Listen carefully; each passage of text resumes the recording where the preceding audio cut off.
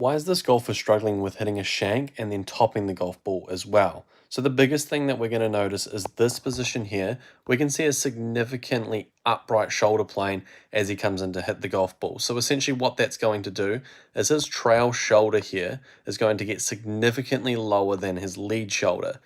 And if you think about what that's going to do with the club by the time he's reaching impact, so if we bring it back to the impact frame, by the time he's creating the shoulder movement, that's going to work this club up significantly after the golf ball. And so that's where you're going to get the tops, right? Because that club is going to be too far up and away from the ground rather than it working more down and towards the ground so that we can get ball first and then ground after. So the biggest thing for me is we need to try to tidy up this positioning here, this movement. So it's almost created as he's coming down and to hit the golf ball.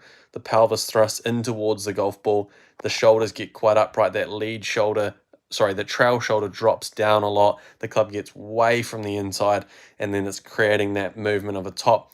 Or the shank can occur because that club head is working significantly out towards the left or pushing more in this direction here by the time he reaches impact. Now, if you have any questions about how your swing is through impact, just DM me the word analysis on Instagram and we'll get it analyzed just like this one here.